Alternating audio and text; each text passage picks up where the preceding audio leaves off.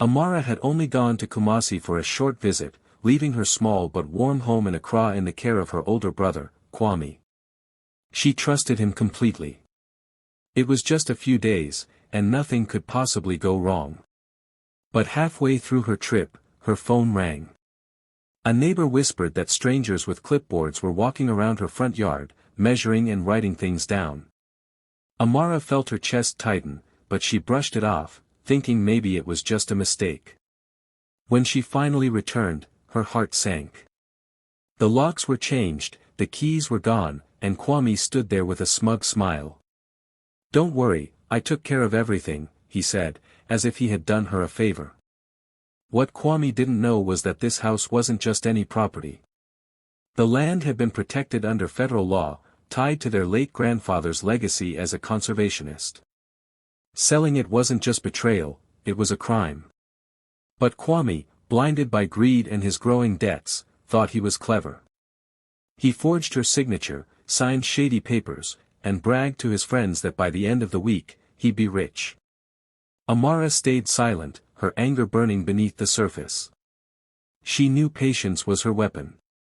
The trap was already set, and Kwame had no idea he was walking right into it.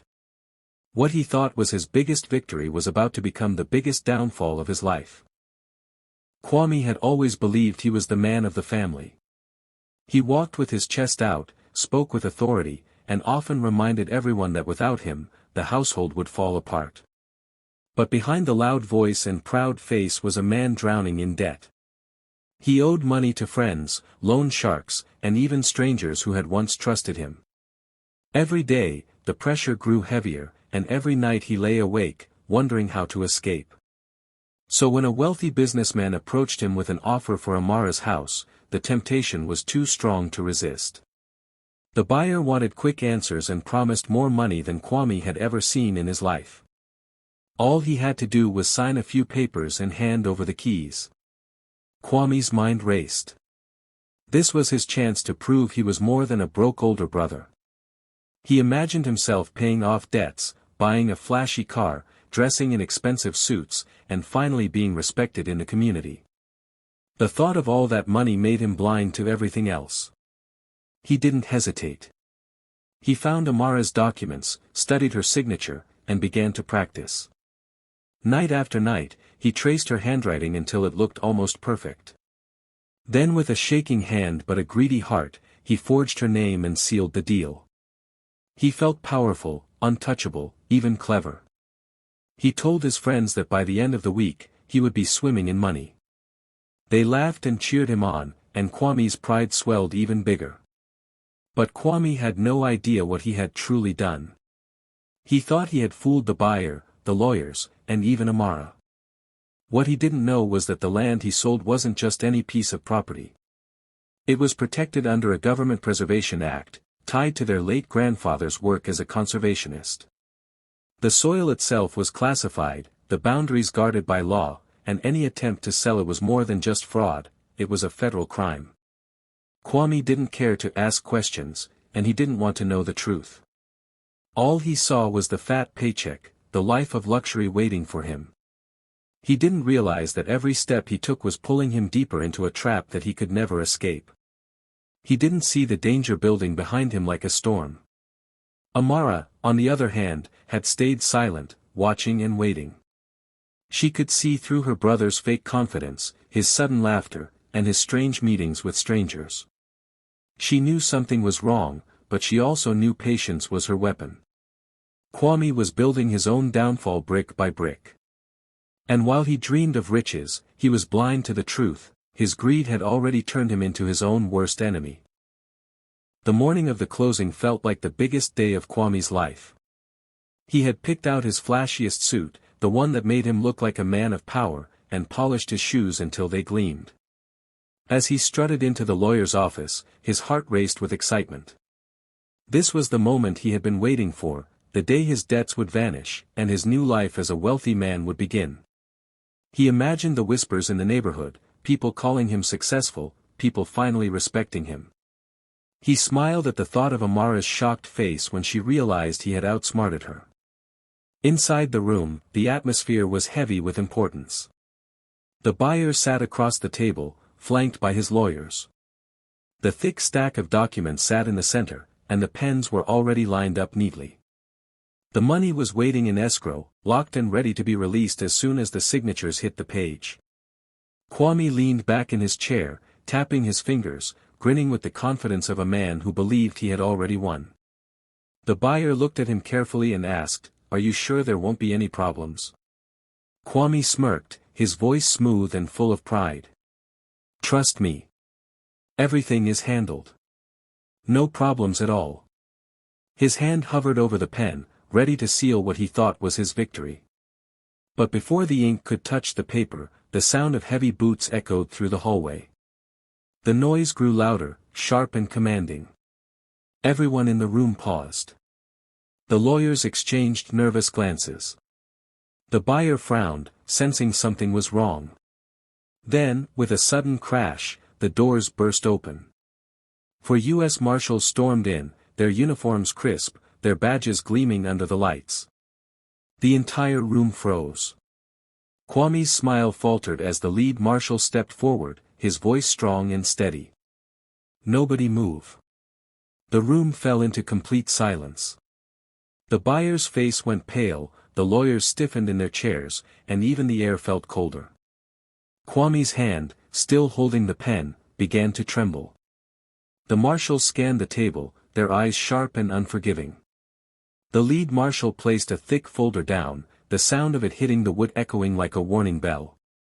The papers inside held the truth that Kwame had tried to bury, the truth about the land, the fraud, and the federal crime he had committed. In that instant, the dream that Kwame had been building for weeks collapsed around him. The flashy suit, the fake confidence, the greedy plans, all of it crumbled in the face of real authority. He had walked into the room thinking he was a king, but now he sat frozen, a criminal caught red-handed, while every face around the table looked at him with shock, disgust, and fear. The room went silent as the lead marshal stepped closer to the table and dropped a thick folder with a heavy thud. Every head turned toward it. He opened it slowly, his voice deep and clear as he said, "This property is not just private land. It is protected under federal law. Any attempt to sell it is fraud, and it is also theft of national property." His words cut through the air like a knife.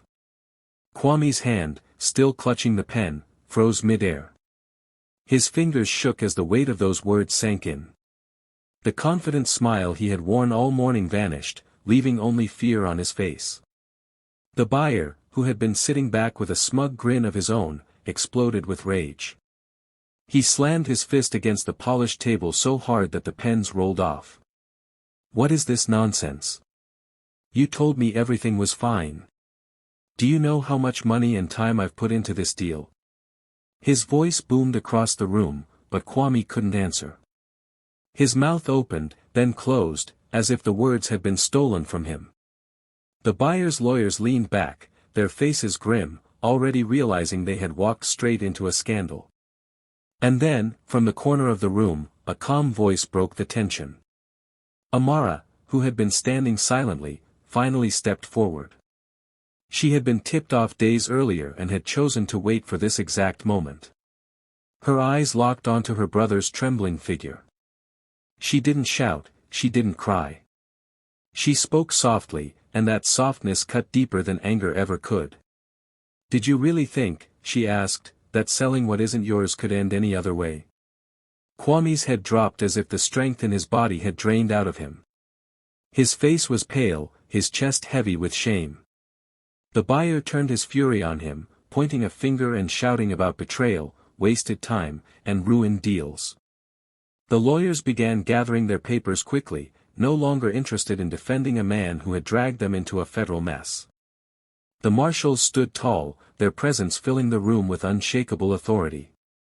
One of them pulled out a pair of cuffs, and the metallic click made Kwame's stomach twist. Everything he thought he had gained, the money, the respect, the power, was slipping away faster than he could grasp it. He glanced once at Amara, but her expression was steady, almost cold.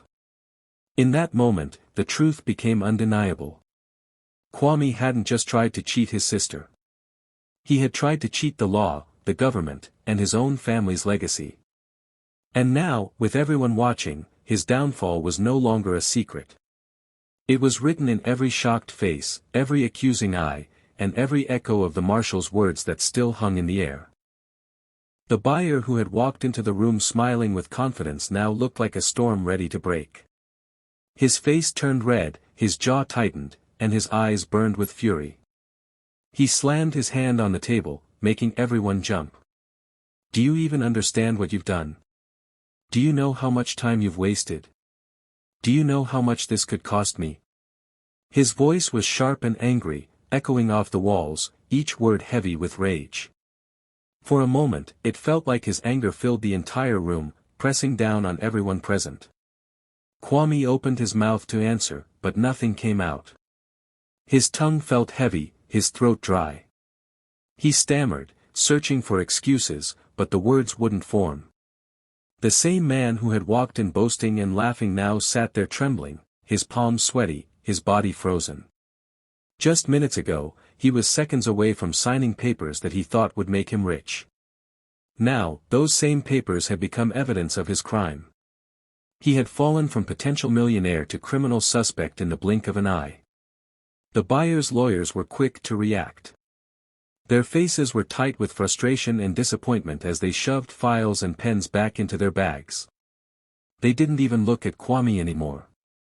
To them, he was no longer a partner in a deal, he was a disaster they wanted to escape. The disgust in their eyes was clear, as though just being near him was enough to stain their reputation. Every movement they made, every glance they gave, told him he was poison. Kwame's chest tightened as the weight of reality pressed harder. He wasn't only losing the money he had dreamed of, or the chance to pay off his debts. He was losing far more, his freedom was slipping through his hands as the marshals stood ready to cuff him. His reputation, which he valued so much, was shattered in front of powerful men who now saw him as nothing but a liar. And worst of all, he could feel his family's trust crumbling like dry leaves. He turned his eyes toward Amara, hoping for a trace of mercy, but all he saw was the quiet pain in her face. Her silence spoke louder than any words.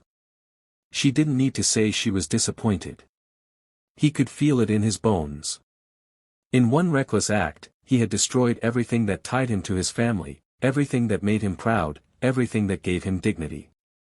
As the buyer pointed at him one last time, his voice filled with disgust, Kwame realized the truth he had been running from. This wasn't just about money anymore. This was about betrayal, shame, and consequences he could never escape. In a single moment, all the lies, all the greed, had caught up to him, and the life he dreamed of had turned into his worst nightmare. Kwame sat frozen in his chair as the cold metal cuffs clicked around his wrists. His flashy suit suddenly looked ridiculous, his confident smirk was gone, and his eyes darted around the room like a trapped animal. The buyer glared at him, the lawyers were already halfway out the door, and the marshals stood firm, waiting to take him away. Just when it seemed the chaos couldn't grow heavier, Amara stepped forward with calm, steady steps. She had been silent until now, but her silence carried weight. Every eye in the room turned to her as she placed a neat stack of papers on the table, right beside the folder the marshals had dropped. Her voice was steady but sharp, each word clear enough to pierce through the tension. "You thought you were smart, Kwame. You thought you could sell what didn't belong to you. But you never knew the truth. I already protected this land long before you even thought of betraying me." She pushed the papers forward for the marshals to see. "This property has been placed under a heritage trust in my name. That means not even I can sell it without federal approval. It was never just mine to give away, and it certainly was never yours to steal." Kwame blinked at her, disbelief washing over his face.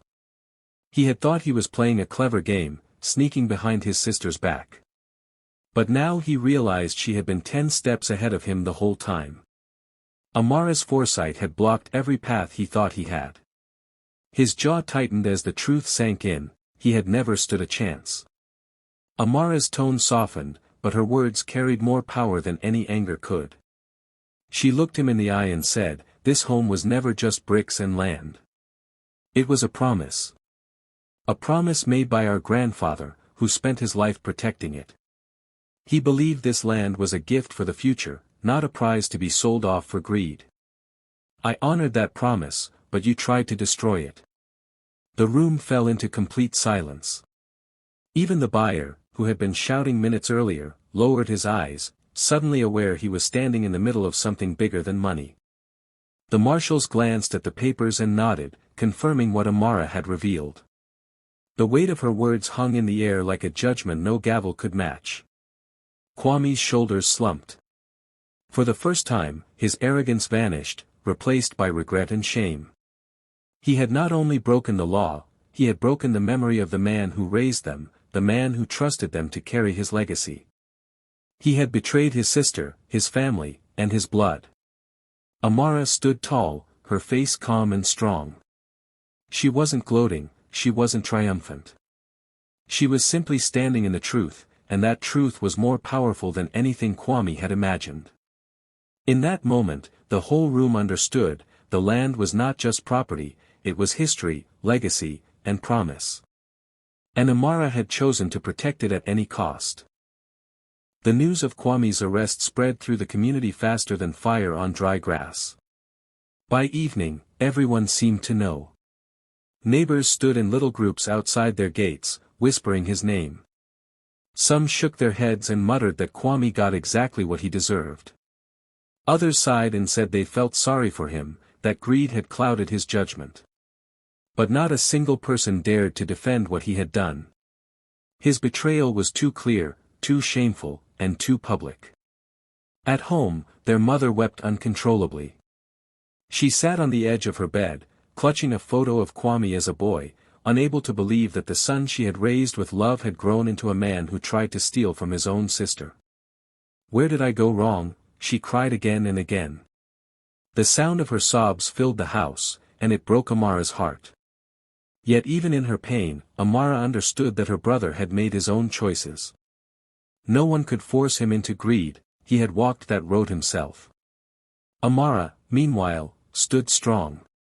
She had a young daughter watching everything, and she refused to let the chaos crush her spirit. She spoke gently to her child, explaining that mistakes can destroy families when people let greed take control. She showed her that silence can be powerful, that waiting for the right moment to act can reveal truth more clearly than anger ever could. In her strength, her daughter saw resilience, dignity, and wisdom. The betrayal still cut Amara deeply. After all, this was not just any man who had tried to rob her.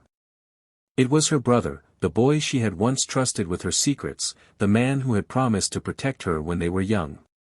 But the way he had looked at her house, not as a home but as a prize to sell, left a wound no apology could heal. Yet Amara's decision to stay silent until the closing, until the marshals stormed in, was what pierced Kwame's pride the most. She could have stopped him earlier. She could have confronted him when she first discovered the forgery. But she had chosen patience. She had chosen to let him believe he was winning, to let him build his own illusion of victory, so that when the truth came crashing down, it would destroy not just his plans but his arrogance too. People in the community noticed this. They whispered not only about Kwame's downfall but also about Amara's wisdom. Some said she had handled the betrayal like a queen, calm and sharp. Others said her silence was the greatest revenge of all. And though the pain of losing her brother to his own greed was heavy, Amara carried herself with a quiet grace that turned the scandal into a lesson. A lesson that family trust, once broken, may never be mended, but truth and resilience will always rise above betrayal. Weeks later, the day of judgment arrived. Kwame shuffled into the courtroom, shackles around his wrists and ankles, his once proud shoulders slumped. His skin looked pale, his eyes hollow. The same neighbors he used to boast to, bragging about the wealth he would soon have, now sat in the benches behind him. They whispered quietly, their faces filled with disbelief. The man who once called himself the head of the family now stood before them as a criminal. Amara entered the court dressed in simple but dignified clothes. She walked with calm strength, her head held high. When it was her turn to speak, she didn't raise her voice or let anger drive her words. She spoke softly, but every word carried power. I loved my brother, she said, pausing as the courtroom fell silent, but he chose greed. The simplicity of her words cut deeper than any long speech could. Even the judge's eyes lingered on her for a moment before turning back to Kwame. The gavel came down with a sharp crack. Kwame was sentenced to years of penalties and restitution. His head dropped, the weight of his downfall pressing down harder than the chains on his wrists. The empire he dreamed of had reversed into ruin, and now there was no escape. Outside, cameras flashed as reporters rushed toward Amara. They shouted questions, desperate for a reaction. She stopped, faced the cameras, and spoke with calm strength. Sometimes, she said, justice doesn't come from revenge, it comes from truth. Her words spread far beyond the courtroom, carried across the nation. And in that moment, people everywhere understood, greed had destroyed Kwame, but truth had lifted Amara higher than any riches ever could.